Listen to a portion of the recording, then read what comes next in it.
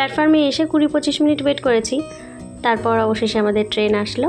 Already আমরা একটা train change করে আর একটা ট্রেনে উঠলাম। আর উঠেই এখানে খাবার দাবার নিয়ে উঠে পড়েছে পিকু। নিয়েছিল প্রথমে লস্যি আর তারপর নেওয়া হলো আলুর চিপস। আলুর চিপস ওরা খাবে, তবে আমি এই মদন কটকটি খুব ভালো খাই। সারা ট্রেন টুকটুক করে খেতে খেতে যাব। তারপর হঠাৎ করে ইচ্ছে হলো একটু ঘুগনি খাই।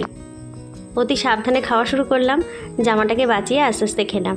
এবার ট্রেন যখন ছাড়লো, ট্রেনের জানলা দিয়ে দেখার চেষ্টা করছিলাম ট্রেনের মাথা।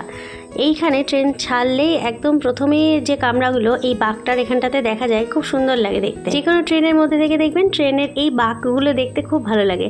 তবে ওই দরজায় দাঁড়িয়ে দেখতে আমি একদমই সাহস পাই না। আর এখানের জানলাগুলো একদম ছোট ছোট ছোট ছোট গ্রিল দেওয়া রয়েছে বলে খুব সুন্দর করে ফোন নিয়ে ভিডিও করতে পারছি। কিন্তু হঠাৎ করে সেই শান্তিপূর্ণ দৃশ্যের মাঝখানে একখানা মাথা ঢুকে গেছে। আমি ট্রেনের সামনের বাঁক আবিষ্কার করছি, ও এসে পেছনের বাঁকটাকে আবিষ্কার করলো। যাই হোক, এবার ট্রেন তো দুর্বার গতিতে ছুটছে, সাথে সাথে ঝমঝম করে নামলো এবার বৃষ্টি। যাই হোক, এই জায়গাটা আমাকে এখন ছেড়ে দিতে হবে, কারণ এই জায়গায় বসে বাইরের দৃশ্য দেখার অধিকার তো শুধুমাত্র আমার ছেলের আছে।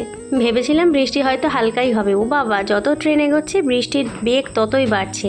ধীরে ধীরে এই যে জানলা বন্ধ করে দেওয়ার ব্যাপারটা, এটা এই ভদ্রলোকের কাছে অতীব কষ্টের বিষয়। বেচারার মনটা একটু খারাপ হয়ে গেছে। জানালার কাচ তুলে দিলে সুন্দর হাওয়া পায়। যাই হোক, তার মন ঠিক করতে হবে, তাই জন্য এখন আমরা একটু বগর বগর শুরু করেছি। একটা বিষয় লক্ষ্য করলাম, দেখুন, ট্রেন তো স্বাভাবিক নিয়মেই দোলে, সেই দোলার মধ্যেও নিজেকে আরেকটু বেশি করে দুলিয়ে যে মজা, সেটা পিকুর থেকেই আমি শিখছি।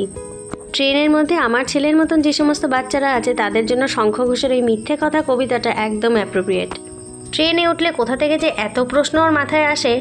যাই হোক, যতটা আমি পারি উত্তর দিই, তারপরে ওর বাবার কাছে ব্যাপারটা ছেড়ে দিই। আমি এতক্ষণ ম্যানেজ করেছি, এখন ভদ্রলোককে তার ছেলের দায়িত্ব দেবো। তবে দেখাই, ট্রেনটা দেখুন কেমন ফাঁকা, আমরা ওই জন্য এত গল্প করে শান্তি পাচ্ছি। আর এটা হলো পরবর্তী ট্রেন। পিকুকে বলছিলাম যে চল, এইখানে নেমে গেলেই তো মামার বাড়ি যেতে পারবি, কিন্তু না, সে তো এখন যাচ্ছে পিসির বাড়ির উদ্দেশ্যে। এখন কোনোভাবেই মামার বাড়ি যাওয়ার কথা তার মনেও আসবে না। তবে ফেরার পথে একবার হলেও বলবে যে চলো আর একদিন মামার বাড়ি কাটিয়ে আসি। আমার বিষয় সম্পত্তি একজনের হাতে ধরিয়ে দিয়ে আমি এখানে নিয়ে বসেছি তিলের খাজা। কি দুর্দান্ত যে খেতে! ট্রেন থেকে নেমে পিকু নিয়েছিল একটা কুলপি মালাই, আর আমরা খেয়েছিলাম চা।